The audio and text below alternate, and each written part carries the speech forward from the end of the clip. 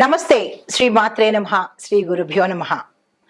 మన ఖగోళ శాస్త్రంలో జ్యోతిష్యం ప్రకారము ఖగోళంలో ఎప్పుడు ప్రతి నిత్యము ఈ గ్రహాలు సంచారం చేస్తూ ఉంటాయి.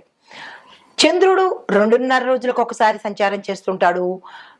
సూర్యుడు ప్రతి నెలకు ఒక్కొక్కసారి ఒక్కొక్క రాశిలోకి తన సంచారాన్ని చేస్తుంటాడు. అయితే ఈ సంచారం చేయడం వల్ల రాసులకు శుభ ఫలితాలు, మిశ్రమ ఫలితాలు ఇలాగా ఇవ్వడం పరిపాటి.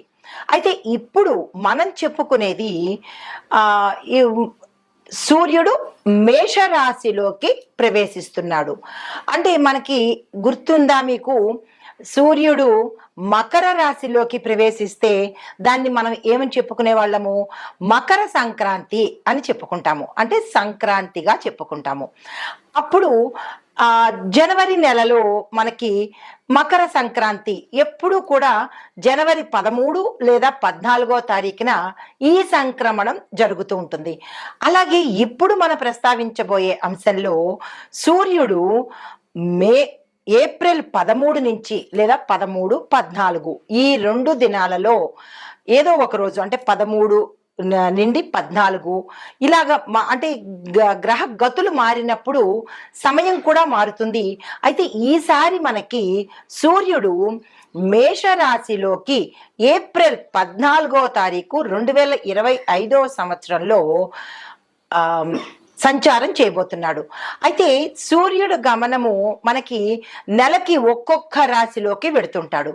చంద్రమాన ప్రకారము మనకి అంటే ఒక గణన లెక్కించడం జరిగితే సౌరమానం ప్రకారము మనకి ఇది కొత్త సంవత్సరం కింద లెక్క అవుతుంది అనమాట. మనకి 2 మానాలు ఉంటాయి, ఒకటి సౌరమానము, రెండవది చంద్రమానము.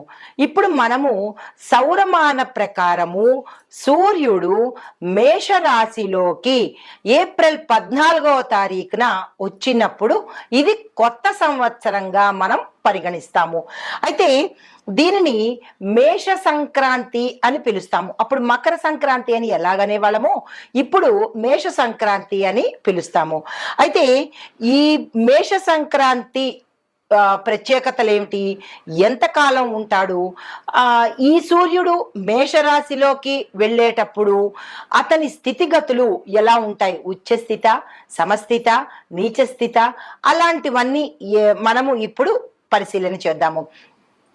అయితే భారతీయ జ్యోతిష శాస్త్ర ప్రకారము ఈ రోజు చాలా అత్యంత ప్రముఖమైన రోజు అన్నమాట. సూర్యుడు మేషరాశిలోకి రావడము అత్యంత ప్రముఖమైన రోజు, శుభప్రదమైన రోజు అన్నమాట. అయితే ఈ మేషరాశిలోకి సూర్యుడు ప్రవేశించడం వల్ల అది తన సొంత ఇంట్లోకి, అంటే ప్రథమంగా మనకి మేషం నుంచి ద్వాదశ రాశులు మీనంతో సరి అవుతుంది అనమాట. మళ్ళా తిరిగి గ్రహగమనము మేషం నుంచి మొదలవడంతో కొంతమందికి శుభ ఫలితాలు, కొంతమందికి మిశ్రమ ఫలితాలను ఇస్తుంటాడు. అయితే ఇప్పుడు మనం ముందుగా ఈ సూర్యుడు ప్రప్రథమంగా చెప్పుకోవాలంటే మేషరాశిలోంచే తన గమనాన్ని సౌరమాన ప్రకారంగా ఇస్తున్నాడు, సంచరిస్తున్నాడు. కాబట్టి దీనికి ఉచ్చ స్థితిలో ఉన్నాడన్నమాట. ఆ ఉచ్చ స్థితిలో ఉండడం, ఎప్పుడైతే ఉచ్చ స్థితి, హై రేంజ్, ఎనర్జెటిక్ గా ఎప్పుడైతే ఉంటాడో అతని నుంచి వచ్చే ఫలితాలు కూడా మేషరాశి వారికి విశేషమైన ఫలితాలను ఒక్క నెల రోజుల పాటు ఇవ్వబోతున్నాడు. అయితే ఈ ఫలితాలు ఎవరెవరికి ఎలా ఉండబోతున్నాయి అంటే అన్ని రంగాల్లో ఉన్న వాళ్ళకి, అంటే విద్యార్థుల దగ్గర నుంచి ఉద్యోగస్తులు, వ్యాపారస్తులు, వ్యవసాయదారులు, పారిశ్రామిక రంగం వాళ్ళు, రాజకీయ రంగం వాళ్ళు, చిత్ర పరిశ్రమ వాళ్ళు, తరువాత ఐటీ రంగం వాళ్ళు, స్త్రీలకు, ఇలా ప్రతి ఒక్కళ్ళకి విశేషమైన ఫలితాలను అందివ్వబోతున్నాడు. అయితే ఈ ఫలితాలలో ముందుగా అయితే ప్రధానంగా ఈ మేష సంక్రాంతి సమయానికి గ్రహస్థితులు ఎలా ఉన్నాయి అంటే కనుక సూర్యుడు మేషరాశిలో ఉచ్చ స్థితిలో ఉన్నాడు, బృహస్పతి కూడా మేషరాశిలోనే ఉన్నాడు, శని కుంభరాశిలోను, కుజుడు మీనరాశిలోను, రాహువు మీనరాశిలోను, కేతువు కన్య రాశిలోను సంచారం చేస్తున్నాడు. మేషరాశి వాళ్ళకి ఎలా ఉండబోతోంది అంటే, సూర్యుడు వీరికి ఉచ్చ స్థితిలో ఉండడం వల్ల వీరి యొక్క సత్తా బయటపడుతుంది. వీరి యొక్క శక్తి, ఉత్సాహము, నూతన ఆలోచనలు అద్భుతంగా ఉంటాయన్నమాట. వీరు ఏ పని చేసినా చక్కగా చేయగలుగుతారు, ఏ రంగంలో ఉన్న వాళ్ళైనా సరే. అయితే ఉద్యోగస్తులకు ప్రమోషన్స్ రావడము, ప్యాకేజీ పెరగడము, ట్రాన్స్ఫర్స్ వారనుకున్న స్థితిలోకి ట్రాన్స్ఫర్స్ రావడము, ఇలాగా వాళ్ళకి విశేషమైన ధన లాభాలు, పదవుల లాభాలు, క్యాడర్స్ పెరగడాలు, ఇంకా ఒకటేమిటి, ధనము, భూమి, వస్తు, వాహనాలు, ఇలా ప్రతిదీ వాళ్ళకి ఉద్యోగస్తులకి లాభాలను ఇవ్వబోతున్నాడు. అయితే విద్యార్థులకు చూసినట్టయితే ఎలా ఉండబోతోంది అంటే కనుక, విద్యార్థులు ఏ రంగంలో అంటే వాళ్ళు ఏది కొత్త కోర్సుల్లో నేర్చుకోవాలన్నా, కాంపిటేటివ్ ఎగ్జామ్స్ రాయాలన్నా, విదేశాలు వెళ్ళాలన్నా, ఇలా ప్రతి ఒక్కళ్ళకి కూడా తన శైలిలో ఉచ్చ స్థితిలో అద్భుతమైన లాభాలను అందివ్వబోతున్నాడు. అయితే మరి వ్యాపారస్తులకు ఎలా ఉండబోతోంది అంటే, వ్యాపారస్తులకు కొత్త వ్యాపారాలు చేసుకోవాలన్నా, పెట్టుబడులు పెట్టుకోవాలన్నా, లేదా అంటే వాళ్ళ యొక్క సంస్థలను విస్తరించాలన్నా, ఇలాగా వ్యాపారస్తులకు, వర్తకులకు, పారిశ్రామికులకు, వాణిజ్య రంగంలో ఉన్న వాళ్ళకి, ఇలా ప్రతి ఒక్క ధనానికి సంబంధించినటువంటి ఎవరైతే ఏ పనులు చేస్తూ ఉంటారో, కాంట్రాక్టుదారులకు, రియల్ ఎస్టేట్ దారులకు, ధనానికి ముడిపడినటువంటి ప్రతి పనిలోనూ లాభాలను అందివ్వబోతున్నాడు ఒక్క నెల రోజుల పాటు.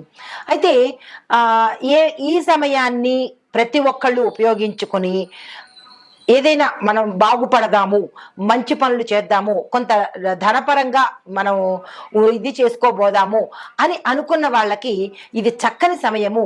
వృధా అయితే మాత్రం ఈ నెల రోజులు చేసుకోకండి.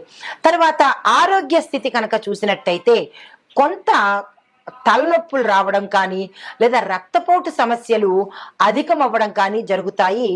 కొంత జాగ్రత్తలు తీసుకునే ప్రయత్నం చేసుకోండి. అది అందరికీ కాదు, కొంతమందికి మాత్రమే ఇలాంటి అనారోగ్య సూచనలు కనబడుతున్నాయి.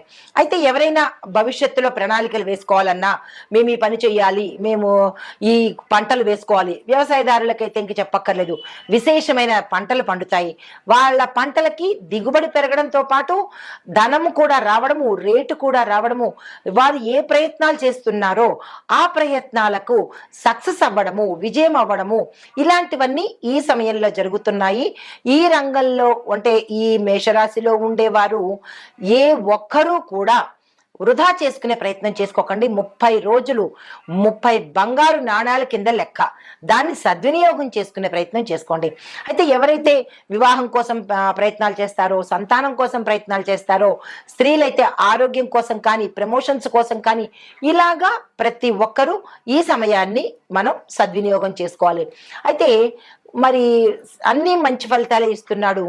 కొంతమందికి ఇది గోచార రీత్యా కాబట్టి, కొంతమందికి వాళ్ళ వ్యక్తిగతంలో మాకు ఇబ్బందులు ఉన్నాయి ఇలాగా అని మీరు బాధపడినట్టయితే కనుక మీరు ఆదిత్య హృదయాన్ని, అంటే సూర్యుడికి అత్యంత ఇష్టమైనది ఆదిత్య హృదయము, దాన్ని కనుక పారాయణ చేసినట్టయితే కొంత అంటే సానుకూలంగా వచ్చే అవకాశంతో పాటు, ఆదివారం నాడు అంటే ఈ నెల రోజుల్లో మనకి 4 ఆదివారాలు కానీ లేదా 5 ఆదివారాలు కానీ వచ్చినట్టయితే, ఎన్ని ఆదివారాలు వస్తే అన్ని ఆదివారాలు ఆదిత్య హృదయాన్ని తప్పనిసరిగా పారాయణ చేయండి. దీంతో పాటు ప్రతి ఆదివారము ఉపవాసం ఉండే ప్రయత్నం చేయండి. ఎవరైతే బాధలు పడుతున్నారో తప్పనిసరిగా ఉపవాసం పాటించండి. దానితో పాటుగా మాంసాహారము మద్యాన్ని ఈ ఆదివారం నాడు దూరంగా పెట్టండి.